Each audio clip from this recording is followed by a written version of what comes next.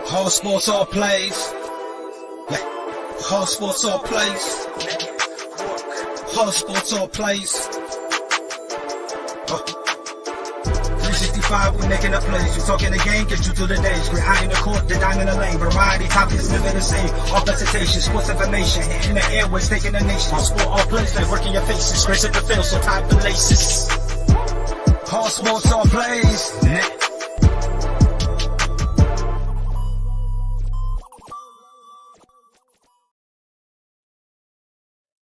Good morning. Welcome to the College Breakdown Show on the All Sports, All Place Network. I am Ray Cruz. I am your host. Some of my colleagues will be in here momentarily. Today's game plan, we will be breaking down some of the bowl games that are playing today, and we'll be talking about some of the college football recruiting who won the recruiting wars for the early signing that happened on this past Wednesday. And then we'll go over some of the the coaching's carousel. We have some kind of updates with Oregon. Got a new head coach, is the defensive coordinator for Georgia, who is going to be the next head coach up at Oregon. We'll talk a little bit about that and a little bit more. And Duke got their head coach and the defensive coordinator at Texas A&M. He is now going to be the head coach at Duke University. We'll talk a little bit about that today.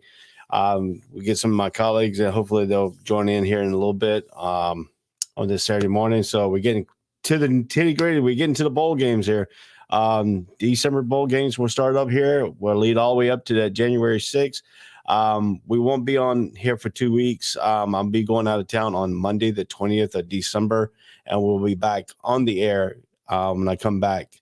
We'll start picking up some of the, hopefully, part of the weekdays when we get ready for the championship game and stuff. Will come up back on here for that. So we'll be gone for 2 weeks due to Christmas break, and I'll be going out of town, going to see my family's in North Carolina. So so my sister really don't have good internet down there, and so it'd be kind of hard to bring on the show from her house and stuff like that in North Carolina. So I decided that we're going to take a 2-week break after this show. This will be the last show of December here. And then we'll come back in January and pick up at the championship game. So we'll get some of that a little bit going here, and we'll talk about a little bit more of the schedule going on. And then at the end, I'll update the schedule to make sure that we might have to come on in during the weekdays and stuff like that to cover some of these bowl games that are coming up in January, the most important ones. So I'll talk about the ones that are going to happen today later on in the show. Let's get started here with what I call some of the good things here about college basketball. National Signing Day was here. The early National Signing Day here in December. It happened Wednesday. Where can we start here?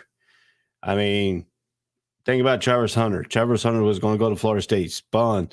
Now the Florida State corner, Dion Sanders, now got Seminole Nation upset. He got his alumni base upset at Florida State. He officially spun Florida State and went to Jackson State HBU football. I think it was, Florida State, thought they had him dead right.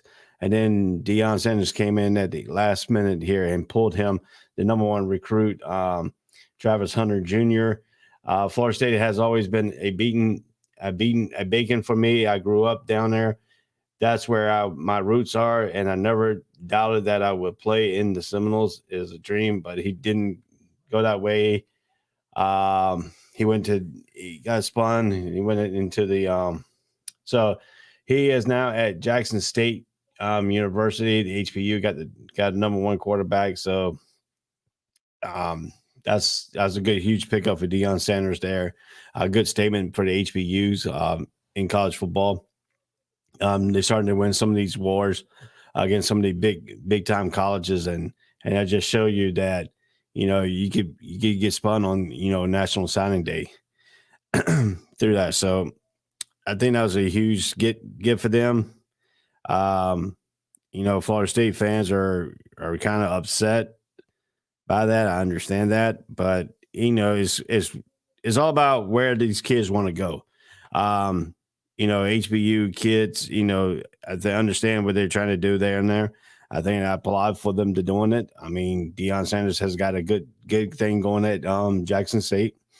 So I mean, the HBUs are really trying to dominate some of these, football power schools in like Alabama, like Florida State, like, all the big time institutions. And they just did today on Wednesday. They just pulled that big recruit out, and then at last minute he changed his mind going from Florida State. He spun him really, and Dion Sanders. You got to get your hands off to Dion Sanders. Dion Sanders, I like him very much. He's going to be a great football coach.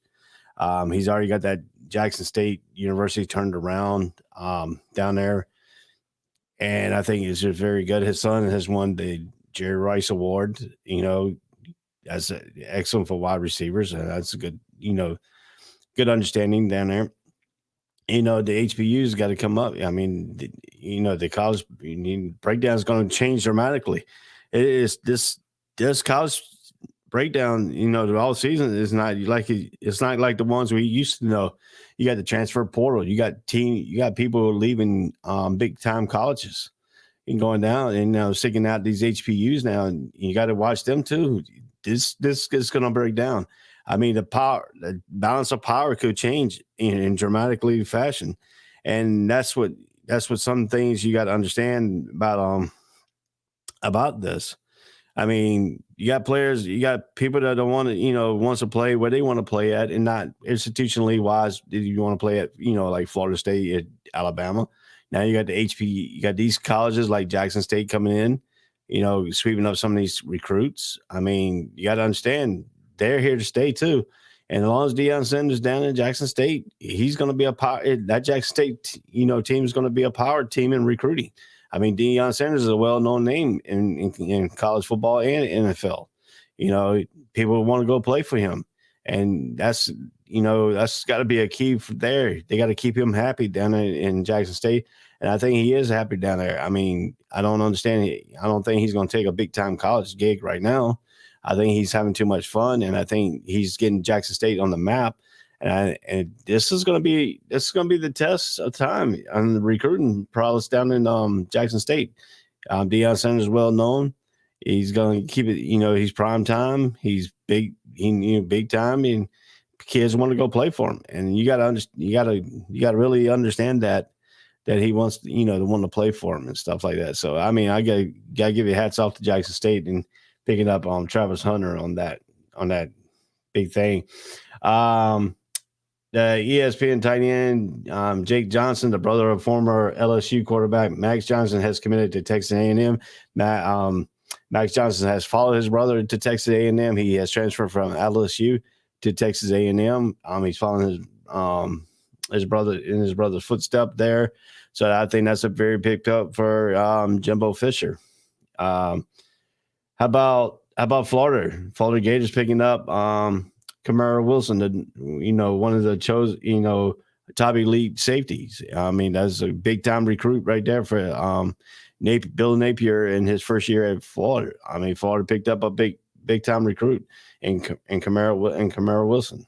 How about Michigan State? They welcome Tate Myers as the honorary, Spun Dog to.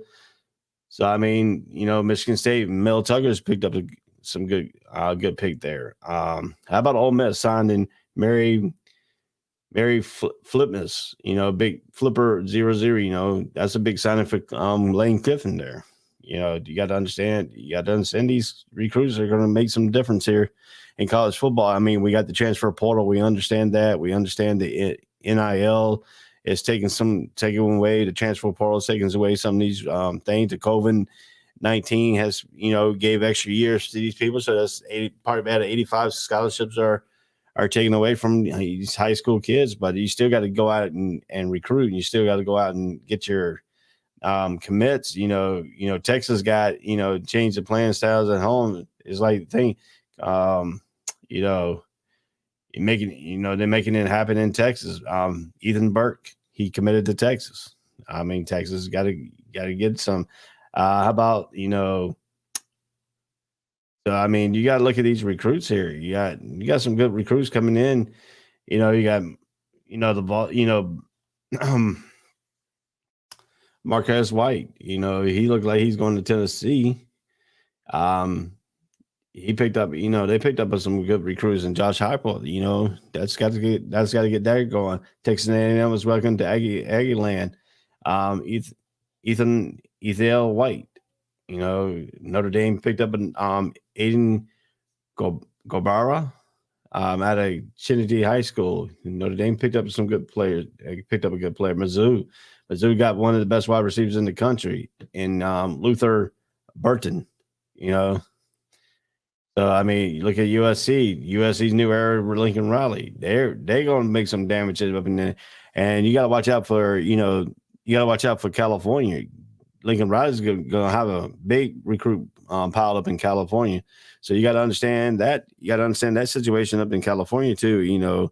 What do you think about Lincoln Riley up in USC? Is USC going to turn around he's going to turn around the first year, or is it going to take 2 or 3 years to get him turned around, get the recruits coming out of California back into that area? That's something you got to watch out for. You got to understand. You got to understand these recruiting situations, and you got to understand the areas of recruiting. I mean, Lincoln Riley's got a good jackpot up in the West Coast. California's a big place, big, huge football. Turn out on the West Coast side. I mean, he's got to have a big pot up there. He's got to have to keep these Southern California kids at home. They can keep him at home. They could turn this USC program back to one of the most dominant programs in college football at one time. With Keyshawn Johnson and Reggie Bush, and the national championship and the things up there. So I mean, you got the face plans. You got the most incredible stuff that is going on in these recruitings. And I mean, these recruitings are heavily, what can we say? Let's see. Let's break down here. You got some of these, you got, Ron Bellamy. Let's go. You got, I mean, everything has done changed here in the national landscape of college football. Jackson State has gone. Let's break it down. Who would we see as most winners? Most publications got Texas A&M the most recruiting, to win number one recruiting out of the early recruiting. The Aggies landed 4 ESPN 300 commits on Wednesday, moved up to take over the number one class. Jimbo Fisher and his staff has got comments from ESPN 300 defensive line Eden White, Anthony Lucas, ESPN 300 offensive lineman Cam Dewberry, and ESPN 300 tight end Jake Johnson. The staff was also able to hold on to the number one recruiting defense tackle Walter Nolan, who was being targeted by Tennessee. Fisher still has some big names on the board who are announcing after the first day and could further secure Texas A&M position at number one. So that's a quick breakdown for Texas A&M. Look at Alabama. Alabama's getting a little bit rich here. The Crimson Tides are always at near the number one class. This is a 2022 cycle. Is no different. Alabama added 5-star wide receiver Shabazz Preston, the number 14 prospect overall. They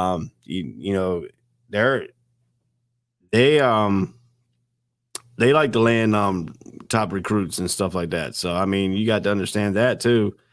The paralysis and stuff like that.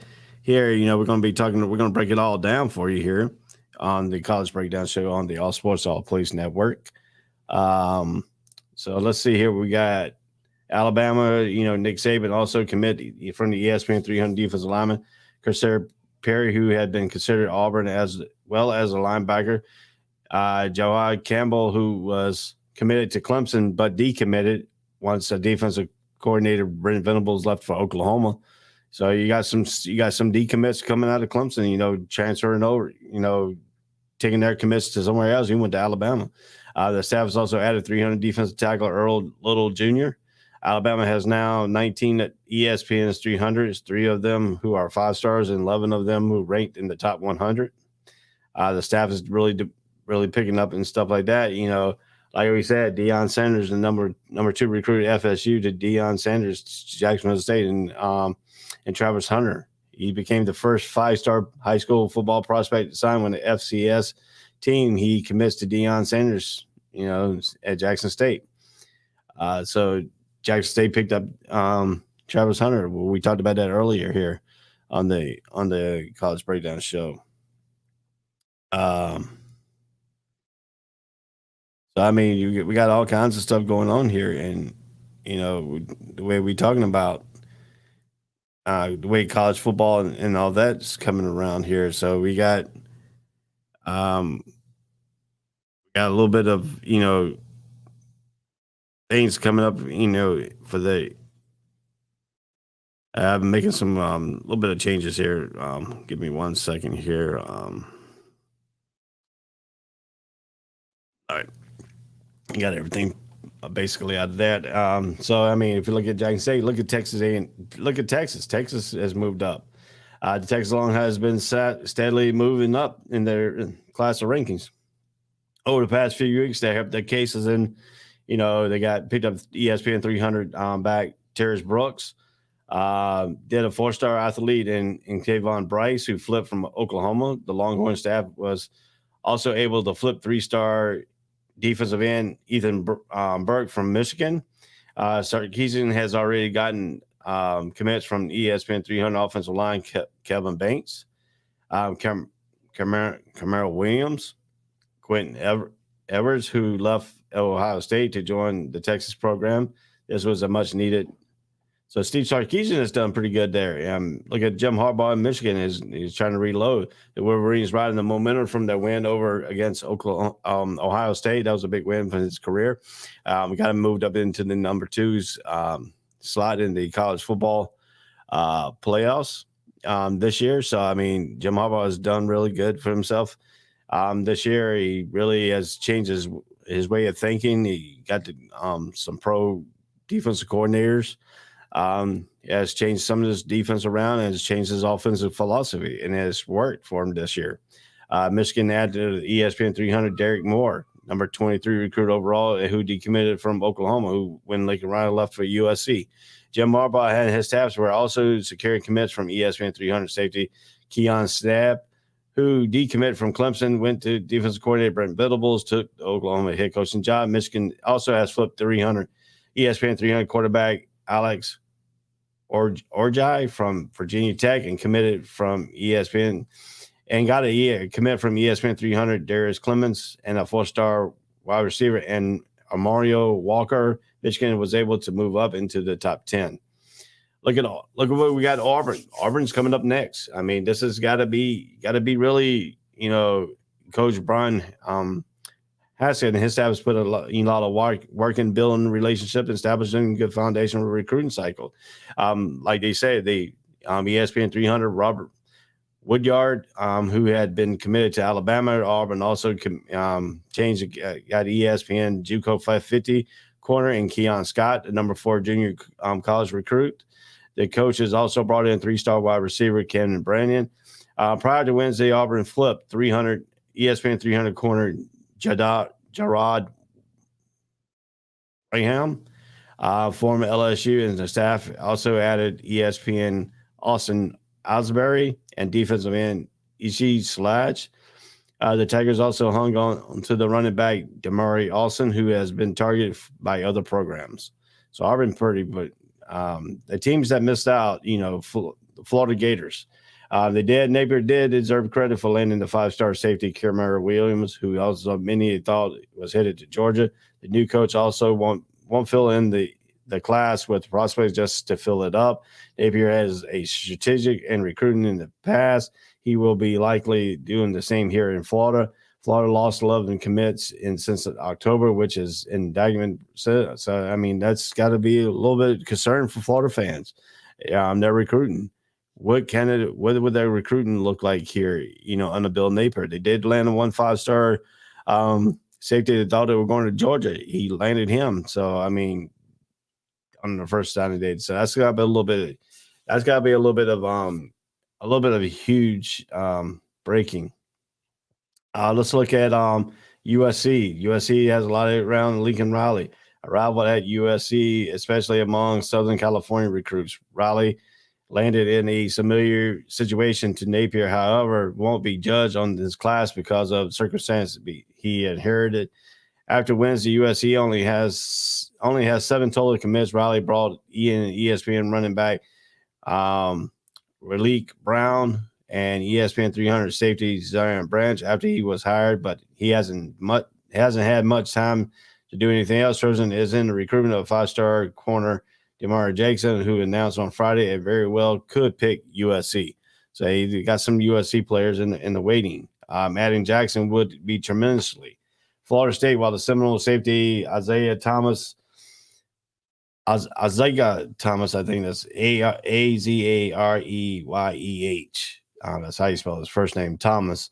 The coach lost 5-star corner Travis Hunter, the historic decommitment, and flipped to Jackson State. We already talked about that. The coaches also missed the legacy recruit in 300. Linebacker Melvin Jones Jr. There are 16 total commits in the class, 5 of whom are ranked in the ESPN 300, with the class sitting at number 20 in the rankings. Look at Oregon. Let's look at Oregon now. Oregon has lost 8 commits in the last 15 days leading up to the signing day, and its head coach Mario Cristobal has left to take the coaching job at Miami. Some of the big names left in class, including 300 offensive lineman Kelvin Banks, Cameron Williams, ESPN 300 Tanner Bailey, and a handful of recruits who would have helped Oregon. On the top of that ESPN 300 wide receiver, will wait to sign his national letter of intent and is now considering Arizona. Only 7 of the 12 total commits ended up signing on Wednesday, leaving the rest of them in flux. So that's a little bit of a flux there in Oregon, changing of the coaching. So I mean, you got to understand that. You got to understand that situation here. Excuse me. Sometimes this thing really irritates my ears. So I hear what's going on.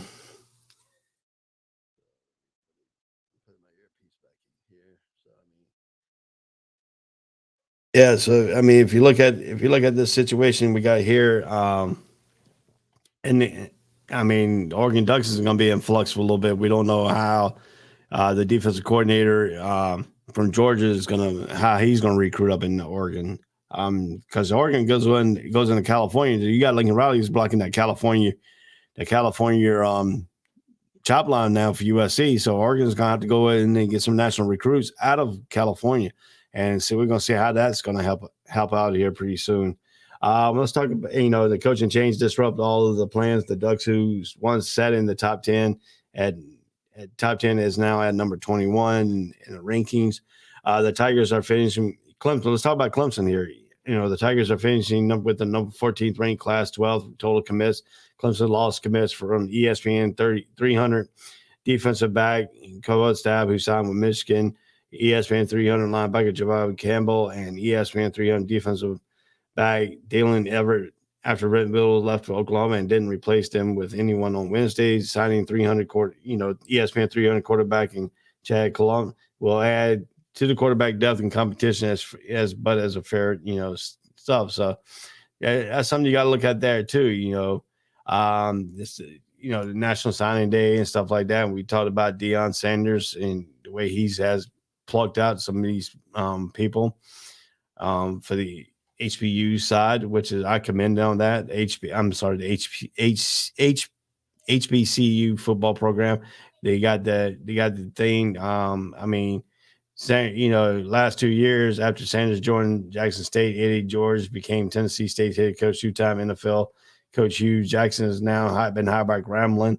So I mean, they're starting to get some of the things. Could see former stars Ray Lewis and Ed Reed as the next coaches to get their chances as an HBCU coach. Time will tell. So I mean, I told you these colleges at the HBCU are not going to play around. They're going out to well-known names. They're going out to big-time names to replace, get their coaching staff going there. They're going to start competing with some of these big-time Alabamans and stuff to getting these kids, and they could probably win out some, straight. So, I mean, HBCU colleges are not going to go away, and it's going to change the landscape of recruiting. We already seen the transfer portal translating this recruiting. Yeah, you're going to see HBCUs teams get in there and start competing with these top brands. So, I mean, you got to understand the situation we got with college football here. It's not just going to be, these big time schools like Alabama, the ordinary schools, but these HBCUs going to start out, out recruiting some of these big time colleges, and they're going to land some big time recruits. So they're not dead. It's still alive. It's going to be alive. It is going to be alive. Here, you got to see, Mississippi State Valley coach Vince Diz said he does a great job of marketing this conference and making sure that he's not the only representing Jackson State, but the whole conference. Everybody understands that the SWAC ball is great football, and we can compete with anybody in the FCS. So that's coming out of Mississippi Valley State. Vince is talking about Dion Sanders, who just not recruits his own school, but he pushes the HBCU to all the schools, and he does a good job about doing it. So it's going to help. I mean, they're doing a phenomenal job, but you got to get their hats off to them. They're still in the recruiting phase and stuff like that. So, I mean, you got to see. Let's talk about some of these, transfer. Let's talk about some of the quarterbacks that are in the transfer portal. Let's talk about Bo Nix Jr. Last team was out of Auburn. He's leaving. Nick was the number 23 recruit in 2019 class and was the second highest ranked recruit in Auburn class that year. He was the SEC Freshman of the Year in 2019, was the starter for Auburn the past 3 seasons. He threw for 11 touchdowns, 3 interceptions. This season when the Tigers went 6-6, where could he land? Nix is in the transfer portal and listed as do not contact. That signifies he doesn't want coaches to contact him, and likely means he either has a destination in mind or at least has a few schools he wants to consider. How about this interesting? Nix was a recruit from Auburn by Gus Malzahn, who is now the UCF coach. Malzahn just saw Dylan Gabriel transfer. So how about Bo Nix going to Central Florida? I mean, University of Central Florida and outside of Orlando. That could be a destination for him. I wouldn't be surprised because, he's got a history with Malzahn, and Malzahn's offense by heart. So this name is very interesting, has come up across, and I didn't think he was going to do it, but Casey Thomas, a junior, 2001 out of Texas. Thomas was a rare Sooner legacy. His father, Charles, started at OU for Barry Switzer to play quarterback for the Longhorns. He finally got his shot after 3 years as a backup. Sam Ellinger is in his last year's Alamo, where he looked like his future star was throwing bright, but the Horns fell 5-7 this year, and the new head coach Steve Cargill is beginning the process of roster making over, including landing Ohio State transfer Quentin Evers as a possible starter for 2002. Thomas might not be done waiting any longer. So he sees what happens. He's leaving Texas. Where could Thomas go? Thomas' older brother, former Oklahoma quarterback Kalen Thompson, has already gone this route, transferring to Utah before making it to the NFL as a defensive back. Casey Thomas, an Oklahoma native, selects Texas over Miami and North Carolina out of high school after leading the Big 12 with 24 touchdown passes despite nagging thumb injury. Thomas is likely to have options. So, Emory Jones, we know Emory Jones was going to leave Florida, and that was just going to be time and tell because he got a new head coach. Jones, he's inaccurate thrower. That's just, he's got to face the point here. He is inactive. He's not a great thrower. He's not very judgmental. This has got to be a situation here for Emory Jones. He's a great runner, but he's inaccurate in quarterback. He's thrown a lot of interceptions. I think he thrown more interceptions than he's thrown touchdowns in his career. Anthony Richards is a high played left. I think he's going to get the job at Florida. He sees Emory Jones sees the writing on the wall that Napier is not going to play a 2 quarterback system. He's going to put Anthony Richardson in there. That's a good choice if he stays and keeps him there. So that's going to be a good situation there. Where can Emory Jones go? He's an ESPN 300 prospect in 2018.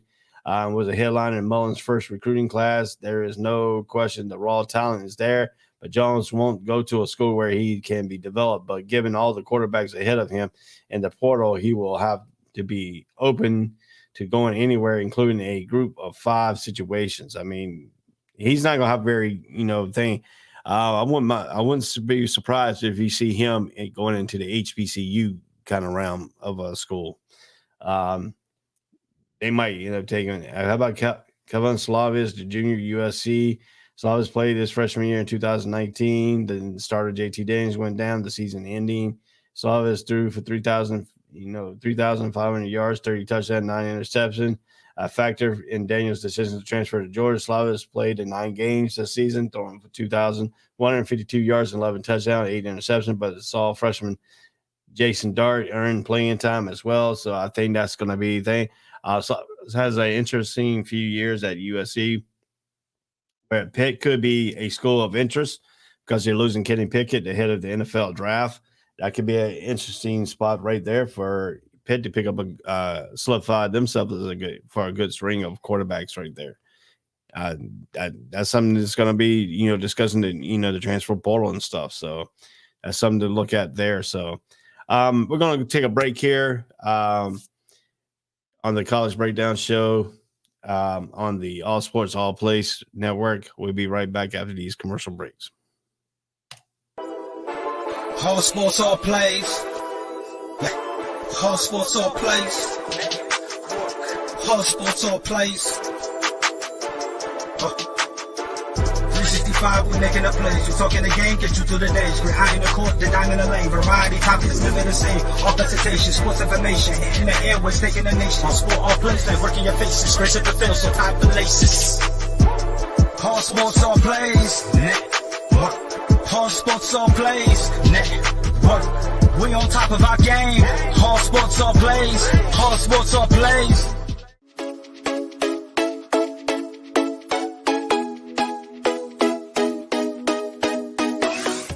What did you say? I said Kobe Bean Bryant has been overrated ever since he passed away. Now, I'd say they could lose about 4, but I don't see them losing 5. You know what I mean? All sports, all plays. All sports, all plays.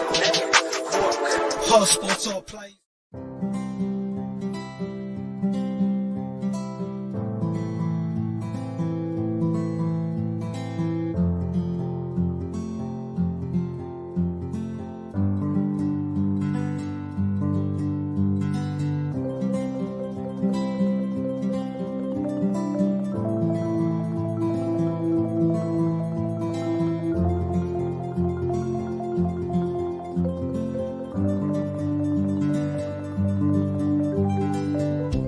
This is the Fox D Streaming Network.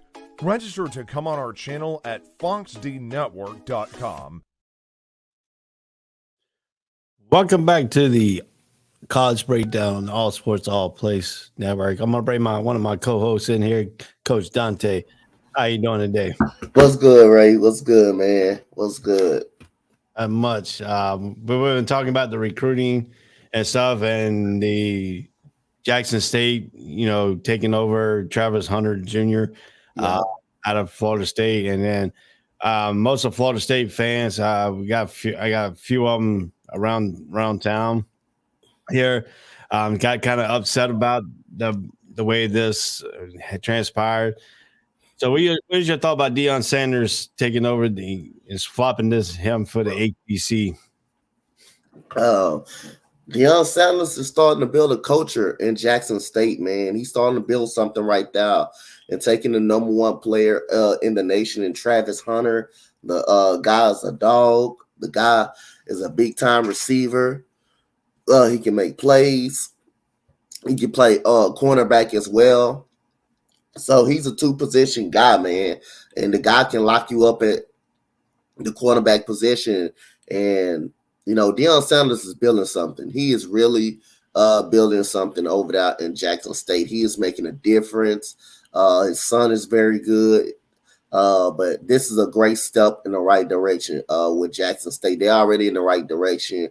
But this is a great step. Taking the number one receiver in the nation out of high school, Florida State. No, they got to be disappointed the way things went down. But this is a great step in the Jackson State direction, and Dion Sanders is really going to make a difference. And I don't think this is it for Dion Sanders. I think he got more up under his sleeves. But this is an excellent pull by Dion Sanders. Yeah, and then somebody saying that won't be surprised if you see Ray Lewis and Ed Reed sometime taking over a coach at the HBCU level. Do you think you see that coming in anytime soon? I think I can see it. I definitely can see it. I definitely can see them over there taking over at some point, man. I definitely can see that. Ray Lewis and Ed Reed, one of the greatest safeties of all time and one of the greatest linebackers of all time. I definitely can see it, man. Yeah, I agree with you there too. And then we're talking about all these people, all these high-name players transferring out. And I see one of your players out of Texas, Casey Thompson, transferring out. Where do you think his landing spot is going to be? His landing spot, I have no idea where his landing spot going to be. But Casey Thompson, I would say he can end up at, I think UCLA will be pretty good for him. I don't know if they got another quarterback over there since DRT may be moving on in the draft. I can see him over there. I can see him in Arizona somewhere. I can definitely see him in Arizona State. Probably can be an option for him. But again, Casey Thompson is a great quarterback, man. I didn't think he did too bad for Texas. It's just Steve Sarkisian offense. It just stalls for him. It just stalls for us this whole year. Casey Thompson is actually a good quarterback. I remember when he came in, when we played that bowl game against Missouri, and he lit him up. We almost beat Oklahoma. He didn't play bad. He played great at Oklahoma against Oklahoma at that. So he's a good quarterback, man. But like Steve Sarkisian, man, it's just this guy's a coach. I think he's a great offensive coordinator, not a good head coach. But Casey Thompson is a good quarterback, man. I got to give it to him. Well, is this Casey Thompson deal due to the fact that Steve Sarkisian got Quinn Edwards out of Ohio State? Mm-hmm. You think that's the reason why Casey Thompson's leaving? Yep, I believe. Anytime you got another transfer coming in there, that's not a good. And plus, he came from Ohio State. He comes from Ohio State, a Big Ten school who's competitive this year, and that's probably why Casey Thompson left. I mean, again, Steve Sarkisian moving in. That's telling him he's moving in another direction, and I don't blame Casey Thompson for wanting to move on.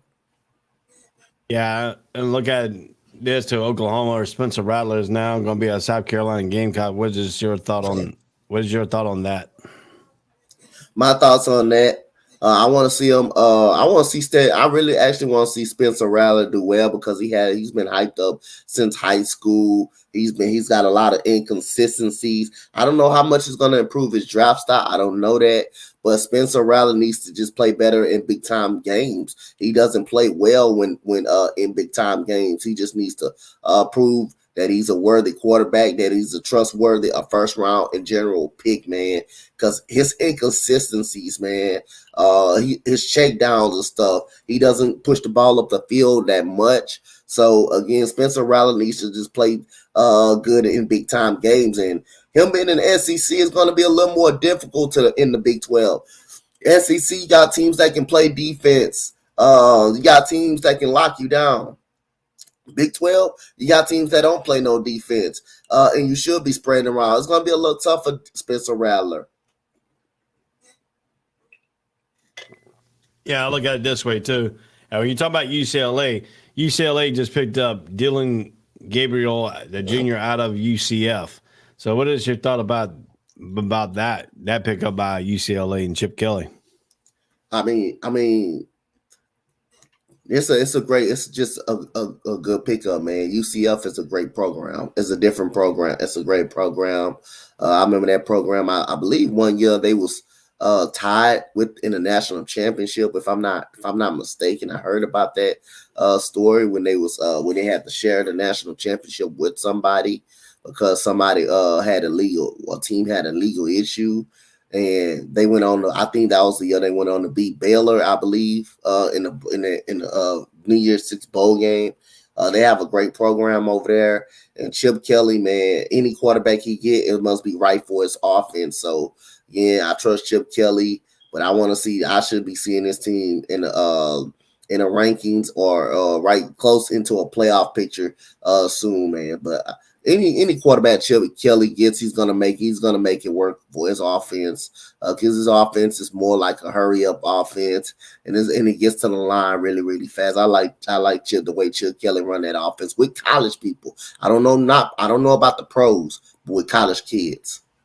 Yeah, and we look at this, and then I want to move in a little bit of wide receiver here. We'll talk a little bit in the transfer portal, and the one guy I'm interested to see where he's going to go is Jacob Copeland, the Florida wide receiver out of Florida, who mom walked off when he picked 3 years ago when he picked Florida over Tennessee because her mom is a Tennessee grad, So, what do you think he makes it right and goes to Tennessee? Obviously, it didn't work out for him. So obviously, it didn't work out for him over there. Obviously, he's transferring, so I don't think it worked out pretty well over there. I guess if you look at his mom reaction, I guess she was right. It definitely didn't work out over there. So it's a plethora of teams that can use him. I mean, Longhorns can definitely use him. We need a receiver real bad. I think we got 2 receivers that transferred out. We need Texas Longhorn would be a great option. USC is not a bad option with their top stud leaving in Drake London. That's a pretty decent option for him to go over there. Yeah, if you look at it this way too. Now you talk about wide receiver at Texas. Yeah, Joshua Moore left at junior. How about Theo Whis out of Oklahoma? He's transferring out, the junior.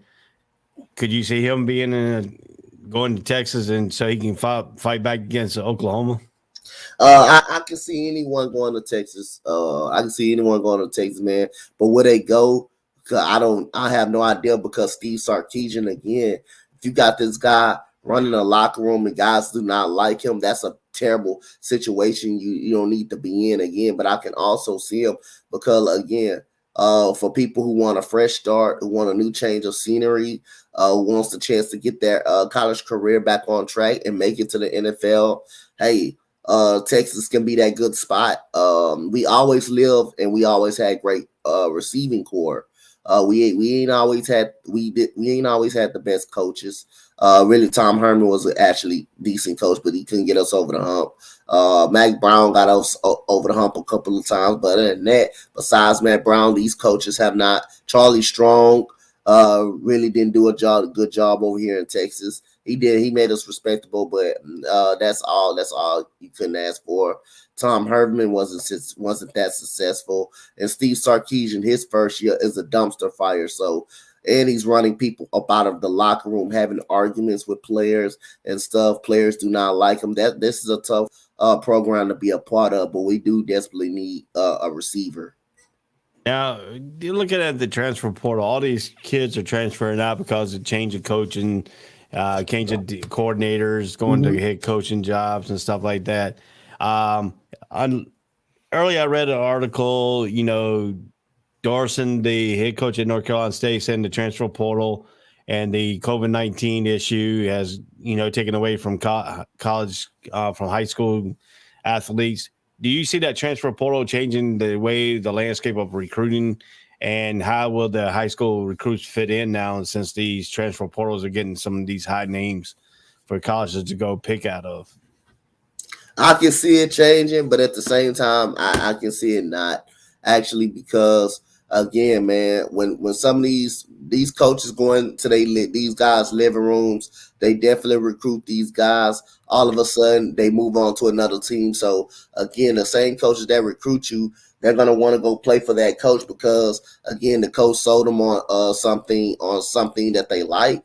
And I think the transfer portal is pretty. Oh, I think it's okay. I don't think it's that bad for players wanting to leave their own program to want to get better at somewhere else or improve their draft style. I don't think it's that bad.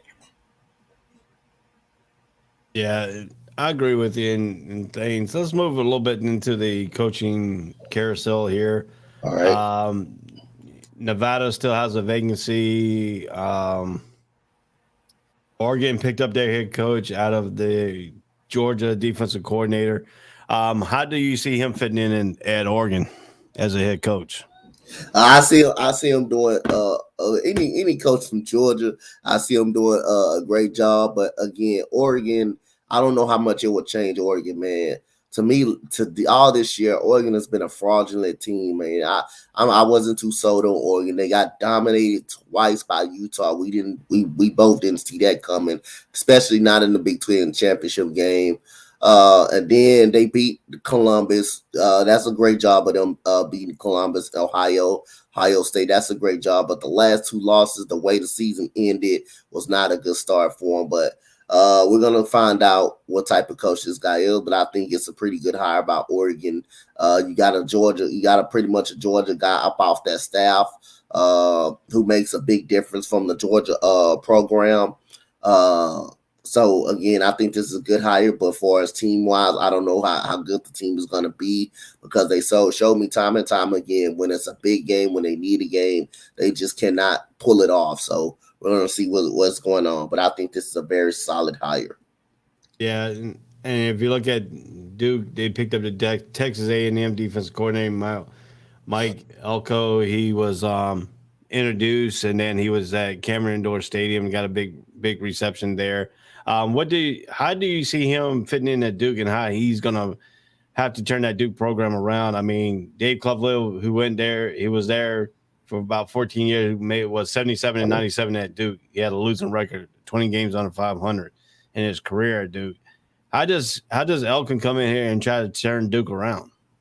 He got to start on the recruiting edge, man, because you were losing program and you've been losing for so long. It's going to be hard to draw some of these top recruits in now, but it starts at the recruiting edge, man. And the players that you got to trust in and believe in. But it's starting at the recruiting edge. Every coach, everything starts at the recruiting edge and how you recruit in the state of in that state. And again, that's what it starts with. Nobody wants to really come to a losing program that doesn't have a shot. We'll see what he does, but it starts at the recruiting. Any coach, it just starts at the recruiting and the players you got in there right now. And we're gonna see. And the ACC is pretty solid. It's not bad. It's a reason why it's a Power 5 conference. You got Clemson who can go on a championship run anytime. Florida State has been bad a couple of so many years since their last runs. You got North Carolina who can be pretty streaky. Pittsburgh, we're gonna see how they're gonna react after Kenny Pickett goes in the draft. You got a tough Power 5 conference in the ACC that Duke is gonna compete. That Duke is competing in. So again, we'll find out, but it's always starts at the recruiting edge for coaches. Yeah, we're going to move right in a little bit more to talk about a little bit more recruiting. North Carolina. Tar Heels has the number 8 recruiting class overall, number 1 recruiting class according by the ACC rankings. They picked up Travis Saul. He's a 5-star recruit. Zach Rice, also a 5-star recruit out of Virginia. And they did keep somebody in, they did keep Travis Shaw in North Carolina. He's from Greensboro, North Carolina. That's their 5-star recruits right there. Talking about North Carolina recruiting here, this is the third year in a row they got the top 15 recruiting class. This time it's number 8. Where do you see North Carolina going from here? Last year they thought they would be out a better record. They started at preseason number 10. They fell out of the rankings. They finished 6-6 at 500. They got a bowl game for the third straight year. Where does you see North Carolina? We know we're going to probably Sam Howell's is probably going to be gone. He's probably going to test the NFL waters, but right now he's only been a second round grade, dropping down to the second round according to Mel Kiper's board. So where do we see North Carolina coming at this recruiting this year? Is this the year that North Carolina does break into the rankings and tries to contend for an ACC title? I mean, I wouldn't be surprised because you got one of the Texas guys over there, my favorite coach that coached the Longhorns, and Mac Brown, a national championship coach. I wouldn't be surprised who knows how to recruit. So I wouldn't be surprised if North Carolina comes out, has a better season what they had last year. It was no doubt it was a disappointing season. It was just basically no doubt it was a disappointing season for North Carolina. You thought they would be better. You thought Sam Howell would be better, but again, he showed some inconsistencies early on in the season. They lost some games that they should never struggled or lost to. Again, I can see him doing it. And Matt Brown always has a great recruiting class, man. The guy's well respected, and I can see the Tar Heels always being competitive, but I can see a change because I trust in Mac Brown in his recruiting, and this team has got to show something. They got to be better than what they are, man. And the reason why that second round grade from Sam Howell is he struggled early in the season. He struggled a lot early in the season. His inconsistencies and his hot and cold streak. So again, I can see this team moving up, man. They got a great recruiting class, and that because of Matt Brown knowing how to recruit. And then you got North Carolina State sitting over there with their recruiting class. They got 2 4-stars and rest 3 stars in their recruiting class. But they did keep some of their core players and O'Leary at quarterback, who's been showing a little bit better quarterback, and then staying healthy this year for the first year out of his 3 years. And then you got Wilson, who is a dominant linebacker who said he's coming back, and then you got a strong safety and Ingle coming back from North Carolina State. How competitive North Carolina State going to be on the Atlantic side of the division, and is Clemson going to be on the way back? And will that hamper NC State? I'm like I say, North Carolina State. I can definitely see it, them being a top 25 team this year. And Clemson, I think they'll be back, man. I trust in Dabo Swinney, even though they lost Venables to Oklahoma, I think that's a good hire as well. That's a defensive minded coach for Oklahoma, and that's a very good hire. I like Venables. He's one of the most underrated defensive coordinator. I like that guy, but I think they're going to be up there. They always find a way to get top-notch talent, and Dabo Swinney is going to always find a way to get competitive. So it won't be too long. I won't be surprised this year they'll be in a rank. They be at the same spot, get back in the national championship hunt. But the quarterback play has really hurt Clemson this year. That quarterback position has really hurt Clemson this year.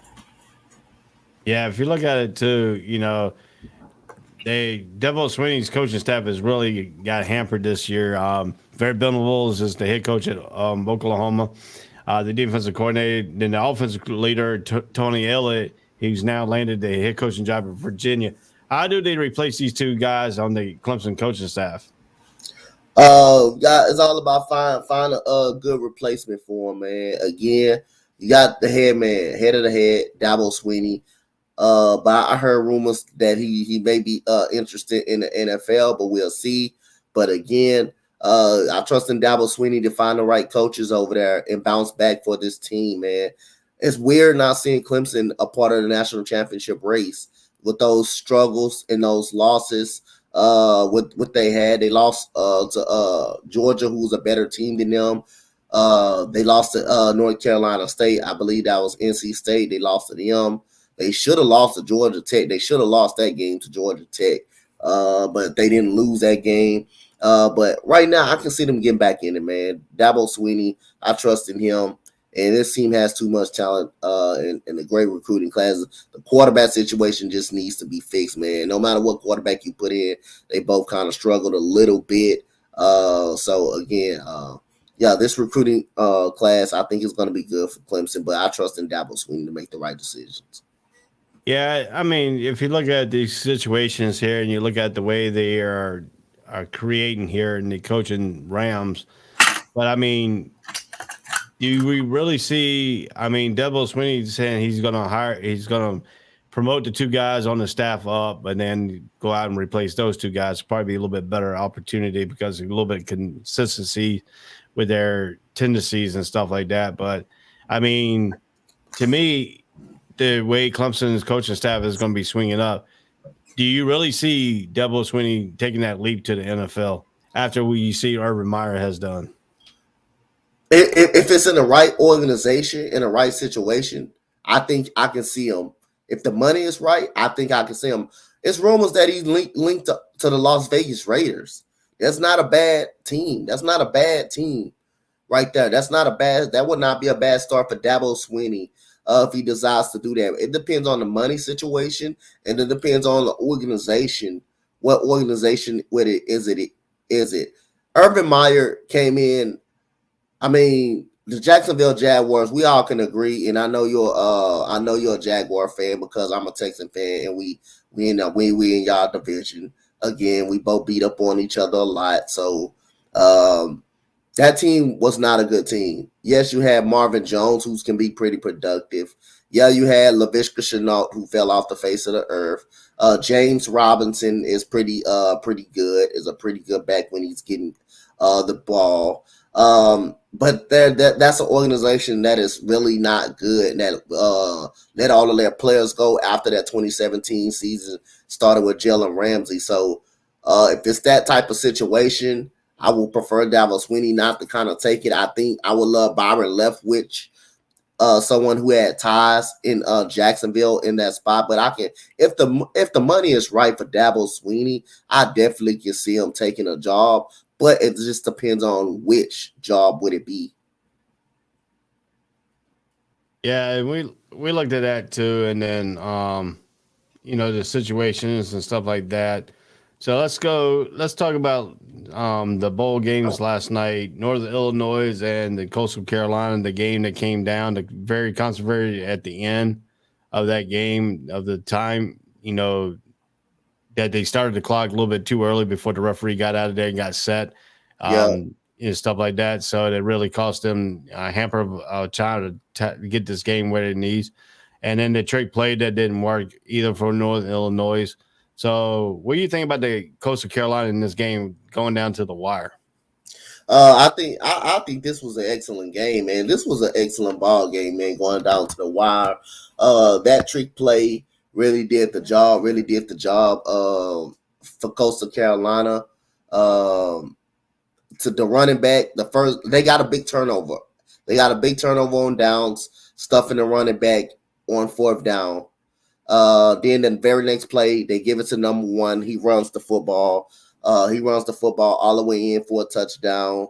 That was a great play in that situation. But the fourth down stop was pretty much the momentum for Coastal Carolina. They've been a good team for a good couple of years, man.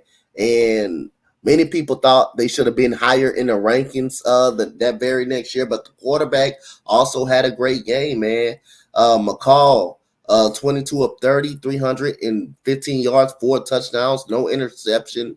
Running back Bennett had 2 touchdowns, 6 for 108, 2 touchdowns. The 1 touchdown that pretty much won them the game. Coastal Carolina defense, I thought they played good in the spots when the quarterback ran the football, and then they forced a fumble. And I think they started the clock too late. Early. They started the clock too early up on that when they was at about the 5-yard line. You got it. Soon as you put the ball down, at least let the offense get a playoff and see. But they start the clock too early. I don't know if that's how it go. When they put the ball down, they start the clock. But you should not. The referee was just setting up the ball. So they deserve to get a play off. But I thought that was a good game comeback by Coastal Carolina. And I thought they made some great plays on the defensive side of the ball. That 4th and 1 play, and then that fumble that they caused. They fumbled that they caused as well. Yeah, if you look at it this way too, I just looked at some articles here, and Kenny Pickett is now saying he's opted out of the Pitt Bowl game at the Chick-fil-A Bowl, Beach Bowl for Pitt. He's now prepping for the NFL because he's on the big board to be going in the top in the first round. Yeah. What do you think about players opting out of the bowl games to get prepped for the NFL? You go all season long with the team, and then all of a sudden now you're gonna skip out on the bowl game.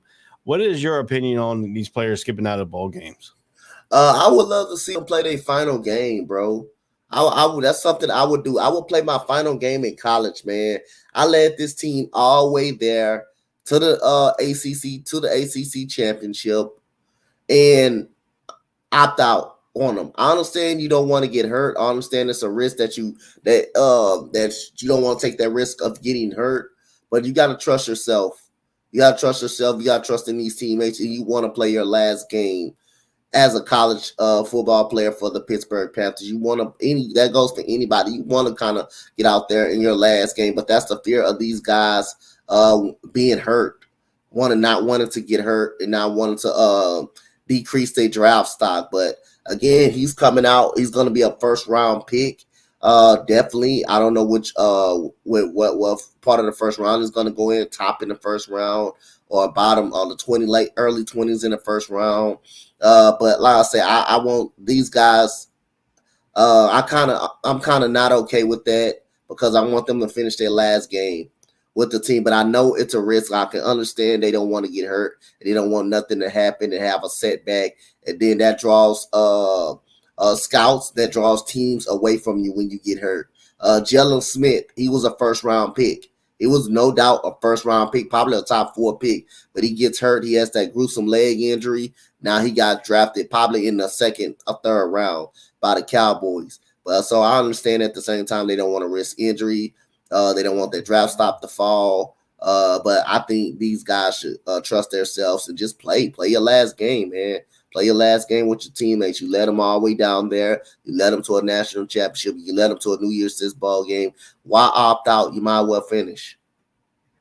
Yeah, I agree with you on that too. But I wonder how their teammates feel. Does it really let them down? I know North Carolina had 2 players last year, drop out because they were prepping for the NFL. I didn't like their decision. I mean, you got to respect their decision because they're trying to do financially for their family and stuff like that. Mm-hmm. But as a fan, you get kind of selfish because they played the whole entire regular season. So now you drop out, you look down, your team has lost 4,000 yard, of offensive, game and stuff like that. So where do you see this going to be a trend? I don't see this college. I don't see the college stopping that shit, man. I don't see it. I don't see it. I don't see the college stopping it though. Really stopping it. But he said, what's the national championship? What's the point? I understand that, but for me, I would not I think it does rubs off on a lot of teammates. You led them that far, and then you just basically prepping for the draft on them out of nowhere and stuff like that. I'm a type of I want to finish my career with this team. I want to finish my last game with this team. Ain't nowhere where I'm leading them to a New Year's Six bowl game. And hey, I mean, and I'm just really I don't know if you can call it giving up. I don't know if you can call it giving up on them, but getting prepared for the draft. And like I say again, the people just want to go. They want to get prepared for the draft. They interested in the money part of things, and they don't want to get hurt. They don't want to get hurt, so they don't want to take the risk.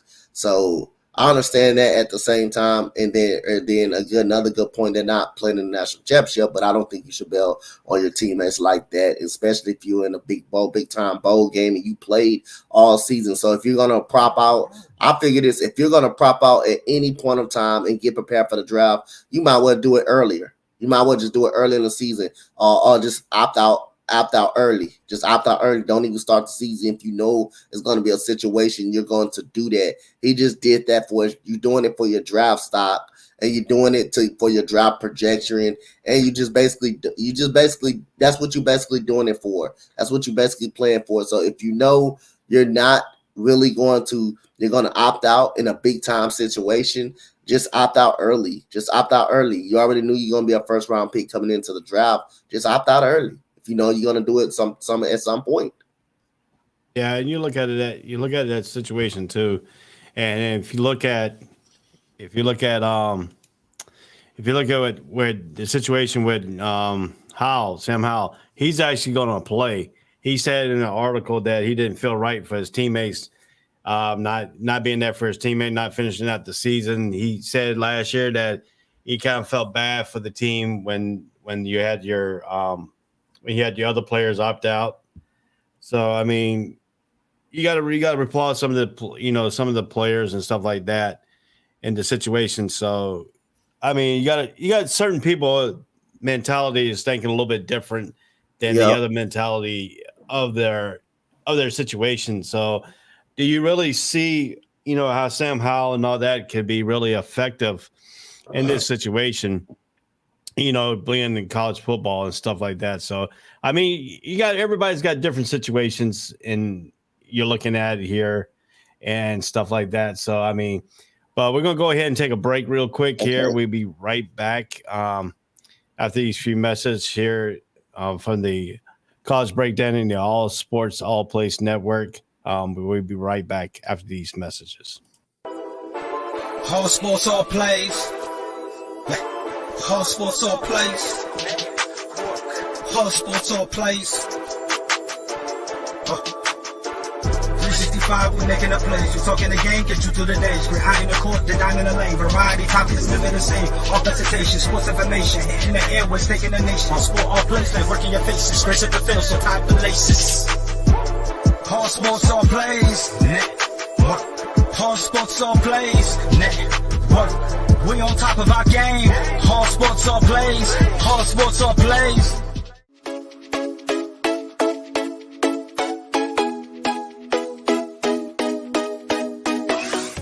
What did you say? I said Kobe Bean Bryant has been overrated ever since he passed away.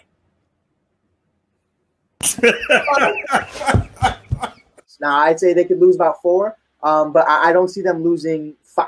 You know what I mean? All sports, all plays. All sports, all plays. All sports, all plays.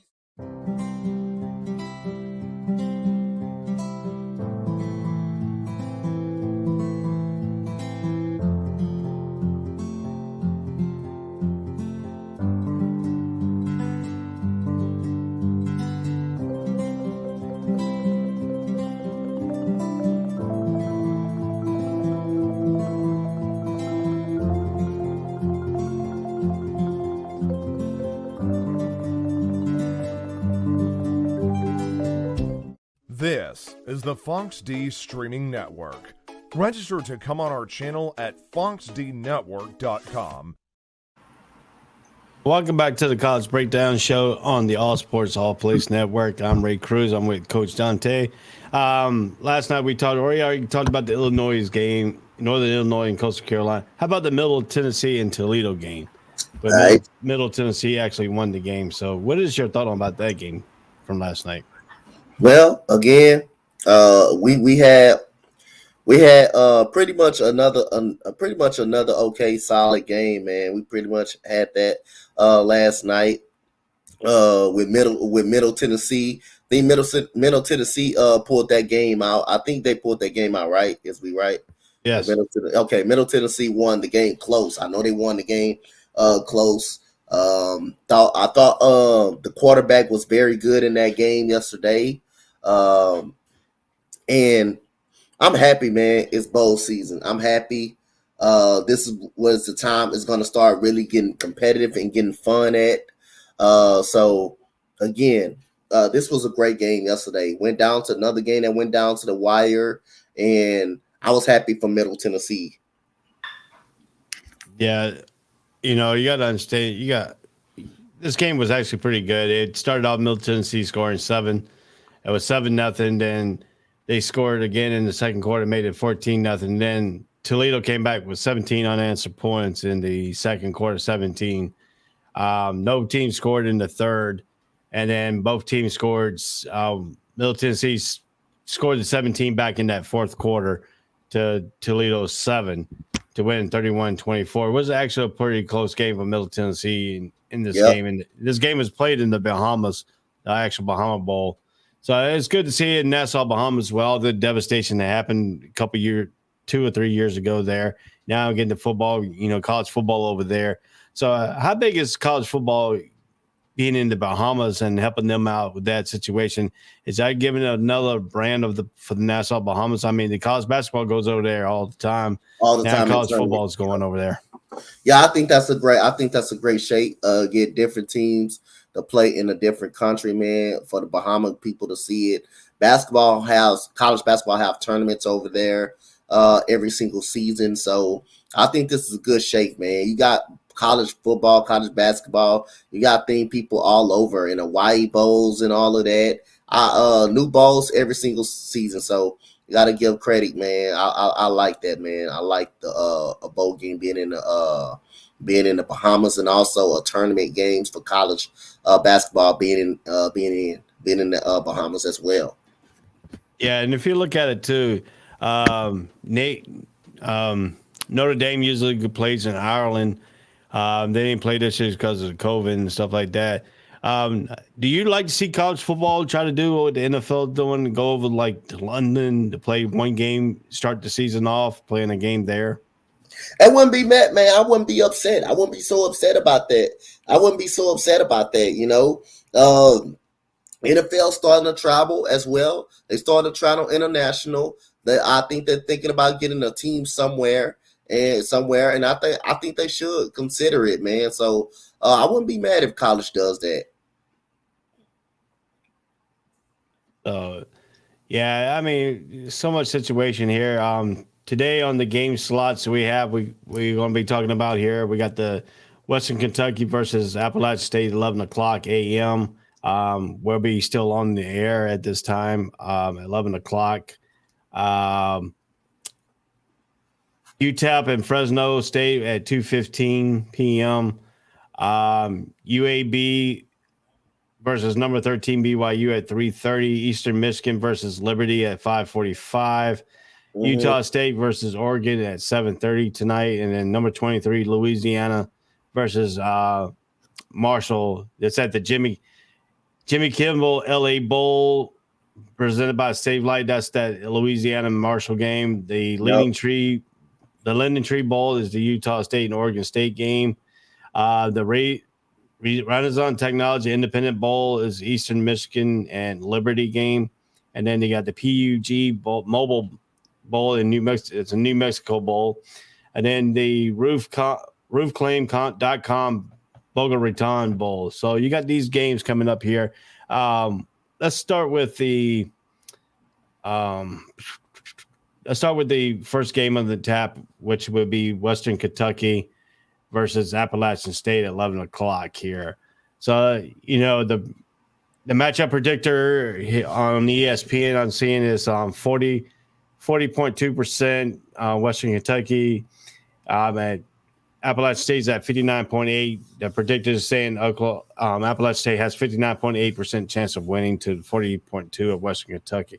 So how do you see this game matched up today? I see some great player. I see a great quarterback from Western Kentucky. Got 56 touchdowns, 11 interceptions. He's a pretty good quarterback. Their running back only has 1 touchdown, but their receiver, 1,700 yards, 14 touchdowns for Western Kentucky. He's a big time. I think they got a couple of good studs up there. Then you got Appalachian State, who has Noel with 4 touchdowns, over 1,000 yards, and Xavier Sutton, 904 yards and 7 touchdowns. But the quarterback, 3,000 yards, 23 touchdowns, 10 interceptions. So when I look at these guys' numbers, they're scoring awfully a lot, especially Western Kentucky, 43 points per game. You got Appalachian State giving up, scoring 34, but they're giving up 19. So they got a great defense, and Western Kentucky does not have a great defense. They're giving up 28 points per game. And when I go back and I look at these yards allowed, rushing yards, you could run the ball actually on Appalachian State, and you damn sure can run it on Western Kentucky. So this got all the making and breaks to be a shootout type game, but the only difference, Appalachian State defense is way better at 19 and way stingier, allowing only 19 points per game. Yeah, if you look at it this way too, and I agree with you too, but the total yards on offense for Western Kentucky is 528.4 to 428.4 for Appalachian State. If you look at the breakdown of yards, Appalachian State only passes for 240 yards, 0.7, but they rush for 187.7. But Western Kentucky throws for 434 yards per game to 93.6 is that rushing. And if you look at the yards rushing allowed, Appalachian State's only allowed 119.2 rushing. So, I mean, for this game to be effective today, Western Kentucky is going to have to run the ball a little bit more than what they have done during regular season, because this is an actual bowl games. Bowl games, you don't see too much of their passing games, attacks, and stuff like that. You see more teams go to the running game and stuff like that. But Western Kentucky has an inefficiency of 93.8. And if you look at Appalachian State, they're doubling them in the rushing yards. So, I mean, this game here is pretty much going to be solid. What do you see Western Kentucky trying to throw the ball all over the place and Appalachian State defending in it very well? I think Appalachian State can defend it pretty well. You want them to be one-dimensional if you're Appalachian State. You got to hope they don't beat you being the way they already are. They're used to throwing the football. You can tell they don't run the ball that much. They only got 93 rushing yards, so they don't average 93 rushing yards, so they don't throw the ball a lot. But for Western Kentucky to win this game, you got to be more balanced on the offensive end.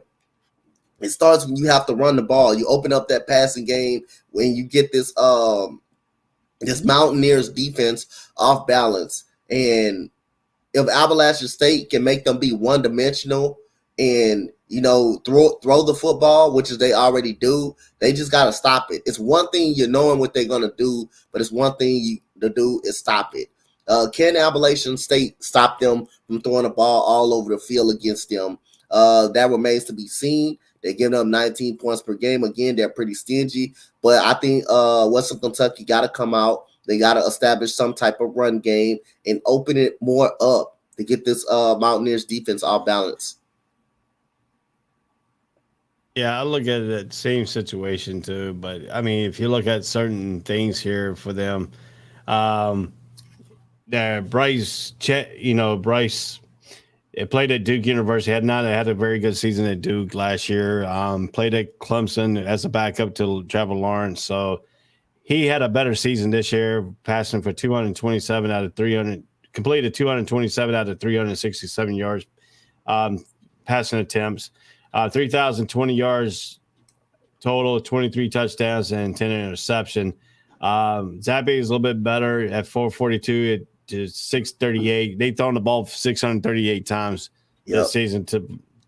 They doubled the attempts from Appalachian State at the quarterback position. He threw for 5,545 yards, a lot of yards for 56 touchdowns. And he has a very good interception to touchdown ratio of 56 to 11. But you're still in double figures of interceptions. So they still get a little bit more. You get more attempts to try to pick them off than you do with Appalachian State.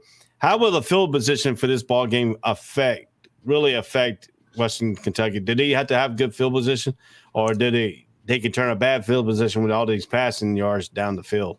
I think it's they can turn all these bad positions into passing yards down the field. I don't see Western Kentucky changing their game plan of something they did all year. They're going to go with they believe in. And I can also see it. Even though they're Appalachian State giving up 19 points per game, I can still see that, man. I can still see them throwing the ball down the yard and down the field. And some of those receivers are going to get open at times. You're not going to be able to stop everything down the field. You're not going to be able to stop everything. So I can definitely see them throwing the ball across the yard and getting themselves back in a position just like that, because that's what they do. That's something they're good at what they're doing. But Appalachian State got to find a way to contain it and put a stop to it. They just got to find a way. Yeah, and if you look at this, it's some of the key matchups here. Zaxby versus Appalachian State secondary. West Kentucky has thrown the ball for more than 400 yards 7 times this season, and for at least 300 in the 12 of its 13 games this season. Appalachian State hasn't allowed any team to throw the ball more than 295 yards since 2019. So they got a long streak going here right now for almost 2 years. They have not allowed over 295 yards passing. Would that change today? I think it's going to be a little difficult for Appalachian State today, but again, they got a pretty good secondary. I think it's going to be a pretty decent game, man. I think it's going to be a pretty decent game. It just depends on what Western Kentucky, if they can find a way to generate points, which is they would, because I mean, a high-powered offense like that is kind of hard to contain. But then again, Appalachian State got the tools to do it. So I think they got the tools to make it a rough, tough game. And like I said, we're gonna find out soon. Like I said, I'm gonna go with Appalachian State in this game to win this game in a close fight. I believe it's gonna be a close fight. And if you look at it too here, and that interesting is the Mountaineers entered the bowl season ranked number 12 nationally in pass defense efficiency, while no team has thrown the ball more yards than Western Kentucky. So you got a 12th ranked passing defense against a team that has thrown ball more times than anybody.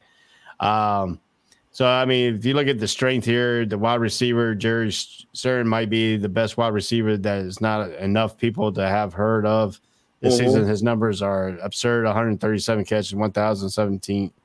So he almost 2,000 yards receiving and 14 touchdowns. So that's unheard of. And then Bryce, Chase Bryce has thrown for 3,020 yards this season, the 4th player in school history to break the 3,000 yards milestone. So, I mean, you got a lot of supplements here and stuff like that. So where do you see yourself in this ballgame? It's 11 a.m. Eastern Standard Time start. It's in Boca Raton. It's 83 degrees down in Boca Raton right now. You got both teams that used to play playing in the cold weather this time of year. So do we see a lot of cramping on the field today? Possibility. It's a possibility. You see a lot of that, a lot of cramping in any sport.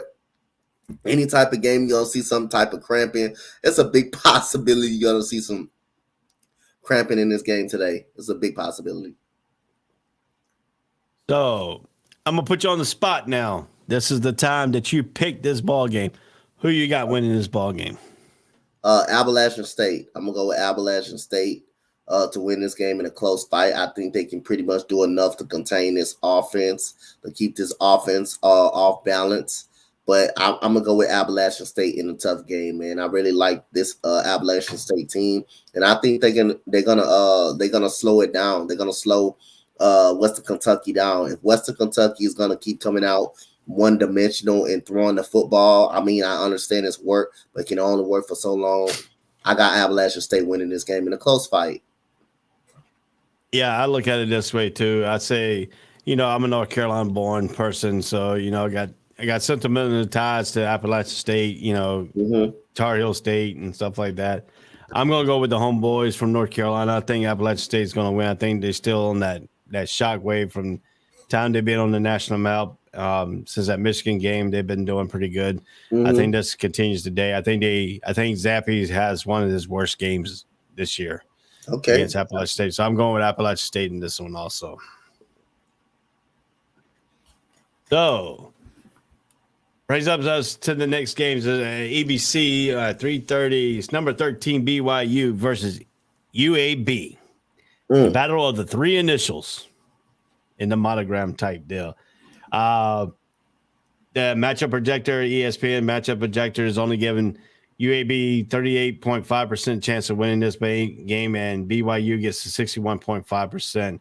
How does UAB slow down BYU today? Well, it's going to be a tough slowdown. Let's see. It's going to be a tough slowdown. BYU is a really, really good football team, man. So they're pretty stingy. They're pretty respectable on the defensive side of the ball, giving up 22 points per game. They're pretty respectable. They allow 119 passing yards and allow 104 yards on the ground. So that means they allow over 100 yards on the ground as well. BYU's allowing 151 rushing yards, and they're giving up 235 yards passing. Really, BYU is such a good team. They're a competitive team. They can score on anybody. It's thought about getting stops, getting out of third down situation, getting off the field on third down situation, stopping that running game. They have a great run. They have a decent, solid running game. Their running back has 20 rushing touchdowns. BYU is pretty balanced. I did a game earlier this year when they played Florida State. Well, not Florida State, but when they played Arizona State. They played Arizona State that night. After Jaden Daniels pretty much turned that ball over, BYU kind of ramped off with the game. They got some great playmakers over there. So again, it's going to be a tough task for UNAB. And Hall, 20 touchdowns, 5 interceptions. The running back, 1,400 yards, 20 touchdowns. He gets a busload of carries. He gets a lot of carries. Sometimes in short yardage situation, a lot of times in short yardage situation, in goal line situation. This is going to be a tough task for UNAB. They got to try to come out and establish the run game. The quarterback doesn't throw the ball down the field, as I'm looking at 15 touchdowns, 6 interceptions. They got to try to establish the run game, man. They got to try to establish the run game, and they got to get stops on third down. That is the key. Get stops on third down, especially on third and longs. You got to get those stops off BYU on third and long and get off the field. Don't have crazy penalties, holding penalties, illegal hands to the face. They got to basically be disciplined to beat BYU. Yeah, if you look at this, their little thing, you got Dee Hopkins, who for UAB is attempted 212, completed 136 for 2,085 yards, 15 touchdowns, 6 interceptions. But if you look on the other side, Hall, he has attempted 296 passing attempts and completed 189 of them for 83 yards, 20 touchdowns, and 5 interceptions. But what the key here is, if you look at the BYU, they have a better rushing game, almost 240 some yards difference between Algier and McBride for UAB and Algier for BYU. McBride has carried the ball 176 times for 1,188 yards and 12 touchdowns, but Tony Algier has carried the ball 249 yards, 1,414 yards, and 20 touchdowns. So, I mean, he's a workhorse on the ground, and the receivers for both teams, Nakanua for BYU, 42 reception out of 796 yards, 6 touchdowns, and Sharper Spear with 25 receptions for 682 yards and 6 touchdowns. So, I mean, if you look at their offense, it's pretty much similar. BYU has only lost 2 games this season. UAB's lost 4. If you look at the defensive side, the rushing attempts, UAB's only allowed 176. BYU is allowed 188. So whatever team establishes the running game here in this game is going to establish part of the line of scrimmage. Yeah. BYU is ineffectively on third and long than they are on third and short. Yep. And if they can keep them that long distance, we can see a little bit of momentum change here on that. Yep. Do you really see UAB giving BYU any problems today? I don't think they would. I don't think they would. Like you said, stop them on third and longs. You got to get off the field on those third down and longs. BYU, they got some receivers too. They got a pretty decent receiving core. They got nice playmakers, and I think BYU is just better. I think they're just balanced more than UNAB. And I got BYU in this game. I wouldn't be surprised if it turns into a pretty good butt whooping. I wouldn't be surprised at that because this is a really solid, balanced team out of BYU. So really, the only thing I can see, you got to establish the run game. You got to take care of the line of scrimmage, and you have to get off the field on third downs. And if you have momentum, you can't have boneheaded penalties. You have to be disciplined on the offensive ball. If you're in one of those situations when you got momentum, you're moving the ball, you can't continue to have a lapse. You can't continue to make boneheaded decisions and boneheaded plays, boneheaded mistakes. I got BYU in this game. I wouldn't be surprised if it turned into a pretty good butt whooping. I think BYU is better. It's a better team.